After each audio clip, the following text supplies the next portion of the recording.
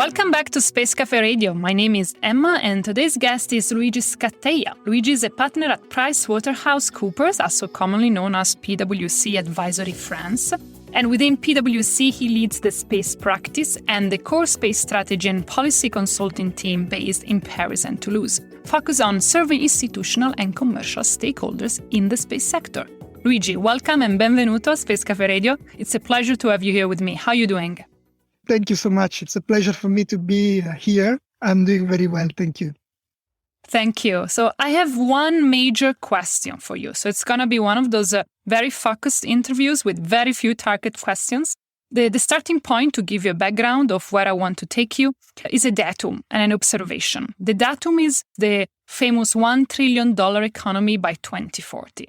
So space economy has been declared as a booming industry, which will be worth $1 trillion by 2040. The number is so big and so fascinating that it has been repeated again and again and again by literally any mass media out there. So the funny thing is that everyone cites a different source for this number, and nobody really checked who actually said it first and if it was a legitimate source. So what I want to do with you is try to get to the bottom of this number. What does the number mean? Who provided it? And which type of factors took into account? Can you help us? This is a very, very interesting question, and it's a very critical issue, the sizing up of the space economy. So coming to your specific question, I think it was Morgan Stanley that came up with this figure originally. I mean, don't quote me on that exactly, but I think that's where it came from. But in general, different, let's say, market research firms, even consulting firms like us, providing an estimate of the market right now, which hovers around 300 to 400 billion US dollars worldwide, with the growth projected indeed to get to a trillion sometimes in 2030 or so. I think the key, let's say, the specific issue and the caveats that we need to consider when we consider these numbers is that basically the space economy is very difficult to size up because there is no unified taxonomy and there are a lot of difficulties in setting up boundaries. So just to be more specific, space is not recognized as a category in international standards of industrial classifications and statistics. Therefore, when you want to size up the market worldwide, you need to start by making all the definitions, providing the definitions, the coverage, and then establishing a methodology for the measurement, the size up of the space economy. So this means that different companies, different market research firms, and so on, might provide different, slightly different, or even widely different numbers based indeed on the definition, coverage, and methodology that they use. In the end, we say space is a very, very diverse sector, right? It's a sector that encompasses upstream activities that are, let's say, manufacturing of assets, infrastructures, and the operation of such assets and infrastructure. This is what we most commonly associate with space in our imagination, no? Manufacturing rockets, manufacturing satellites, space stations, ground equipment, and so on. And then there is the downstream. So the downstream is everything that has to do with the exploitation of the data or the services that are produced using the space assets produced in the upstream. So this is where things get really blurry, because in the end, downstream services can, operate or be enabled in sectors that are very varied, right? You can have downstream services in communication, so you can have satellite-enabled communication. You can have intelligence provision services leveraging satellite data, and these can go and can be applied in sectors like agriculture, oil and gas, insurance, and so on. So in the end, it becomes very, very difficult to set a boundary. So up to this point, it's space. And then from this point onwards, it's not space anymore, but it's the host value chain that we can measure. The case in point is really, for example, location-based services, right? We have global positioning systems like the GPS. We have systems like Galileo we have GLONASS, all these systems, right, that provide precise positioning. Then all of this, of course, enables plethora of applications that are based on precise location and that are based on the use, for example, of chipsets that are embedded in our mobile phones and so on. So depending on where you set the boundary, you might say that the entirety of an iPhone and all the services that it provides are enabled by the space economy and therefore should be measured as part of the space economy. Or you should say, no, it's just the value of the chipset inside the phone that should be counted as part of the space economy, and then all the rest should not be counted as part of the space economy. But it's a little bit tricky, right? Because almost all the applications that we have on our phone use some form of location, right? And will not work in the same way without precise location-based services. So in the end, there's a lot of issues like these. Setting the boundary in the downstream in a precise way, and setting it differently can lead to very wildly different numbers in the overall value of the space economy. I think maybe when the majority of the people, when you think about space economy, you think about asteroid mining or moon exploration or Mars terraforming. But from your answer, it seems to me that the majority of this economic system will be from satellites and Absolutely. Communication. In the end, if we look at the value of the space economy right now, as I said, it's estimated more or less between 300 and 400 billion US dollars right now, give or take, as I said, by different companies in a different way. But I would say that indeed the majority of this value comes from the downstream.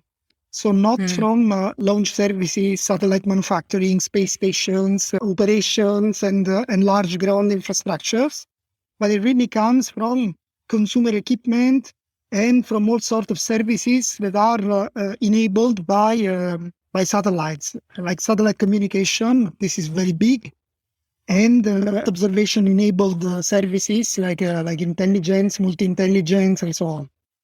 So indeed, that's the vast majority of the space economy so far.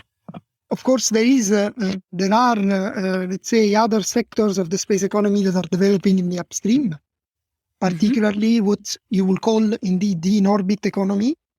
So anything that has to do with satellite in-orbit servicing, with space resources utilization, in situ space resources utilization in particular, in-orbit manufacturing, and so on. So all of this, of course, is something which is to come, right? It's starting to appear more or less. But all of these serves mostly plans for space exploration and for colonization of the Earth orbit, the lunar orbit, and the solar system. So this is what will drive this type of economy out there. The fact that there are more and more plans to have a sustained presence of humans into space. And if you want to have this sustained presence of humans into space, you need to have some form of in situ resources utilization and in situ manufacturing, because otherwise we will never achieve this goal just by launching everything from Earth. Thank you. You anticipated my question. I was just going to say, so if by 2040 probably it's still going to be a predominantly downlink space economy, which type of factories or which type of sectors you can foresee that will actually develop and become more important in the near and long-term future? I think the downstream will still be prevalent.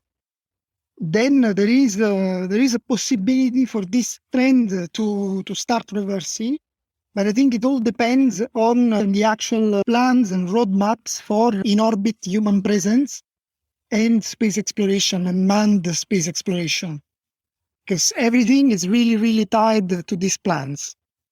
So it's important to stress that when you hear about companies that provide commercial space exploration services, right? Like, commercial lunar exploration via rovers and so on. So the customers of these companies are still prevalently governments and space agencies. So this is an important factor, right? Commercial space doesn't necessarily mean private demand. So commercial space might still mean institutional demand, let's say. So this is an important aspect to underline, because every time you hear the development of commercial space and so on, there is always some sort of sense that or people imagine that there is a huge private demand for space services, and this is not always true. So it's not true in all domains of space, in all segments of space. So in space exploration and in access to space in general, institutional demand is still very, very strong. So what really distinguishes the current commercial space from the old, let's say, government-driven space is the way this demand is fulfilled. So before, you had space agencies taking over all the risk for the development of space assets, right? With programs that were funded by governments at cost plus for companies. So there was a real risk taking from companies. So companies will just undertake these programs and get paid by the governments and so on. Right now, what is happening is that basically the supply is becoming really commercial, meaning that governments, space agencies, they don't undertake the development of programs, but they contract the provision of Someone services. else. Yeah. So they contract a company to provide them directly with the service. Okay. This is a big difference. It's a paradigm shift that really identifies commercial space. But still, demand can still be, and actually it still is in many cases, institutional and not private. Yeah. I understand. It's a small detail in a sort of way, but it's very important because, as you say, it completely changed the relationship between private sector and institutional sector, how the job is assigned and developed and given. Yeah, it's a small detail because typically when people think commercial space, they think, I don't know, there is a company like, I don't know, Caterpillar or Total or whatever, requesting space services for space exploration or whatever. This is something that will probably come at one stage. I mean, it's predicted, but I think it's important to stress that in some segments, in some domains, institutional demand remains significant and a significant driver for the development of the space economy. Do you think is the new economic bubble, is it the new subprime mortgages from 2008 again and again?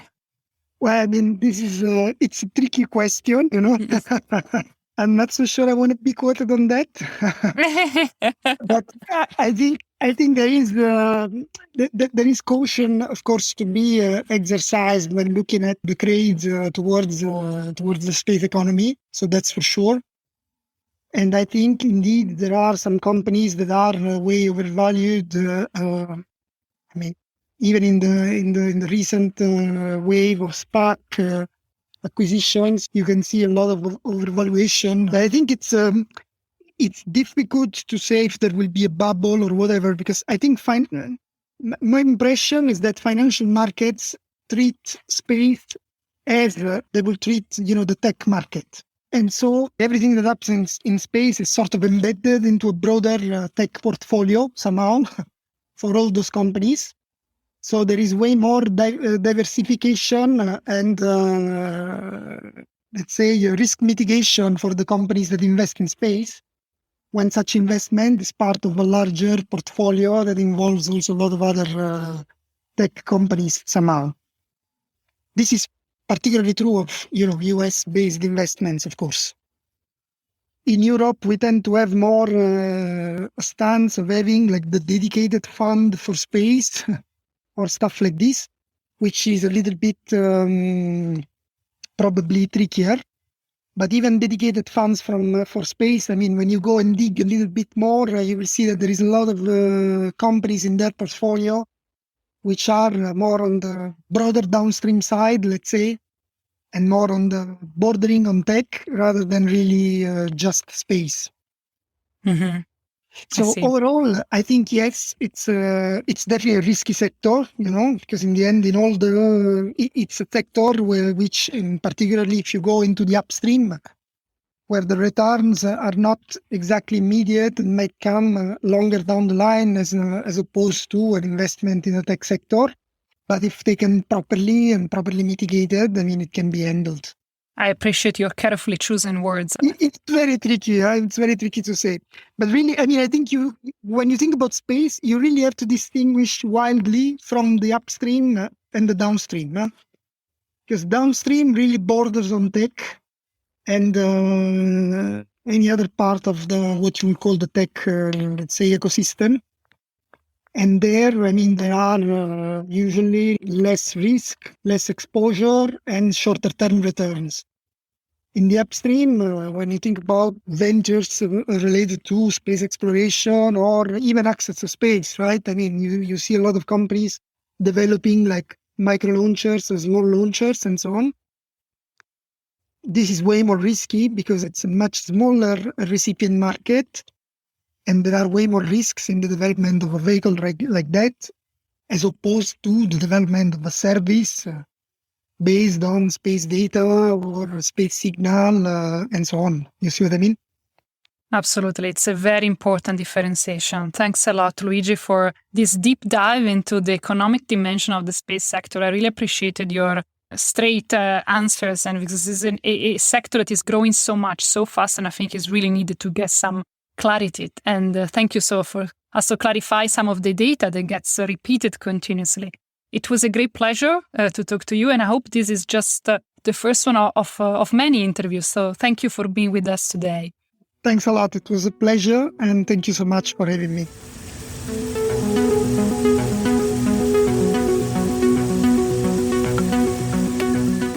Thanks everyone for listening to another episode of Space Café Radio. If you want to keep yourself busy with the space sector, please don't forget to download and listen some other of our radio episodes. We always invite a full range of diverse and complementary voices from the space business. We interview politicians, policymakers, entrepreneurs, academics, military strategies, so there is a bit for everyone. You can download our radio episodes from Buzzsprout, but we are also on Spotify and iTunes, so check them out. This is Emma, and I will talk to you soon. Ciao.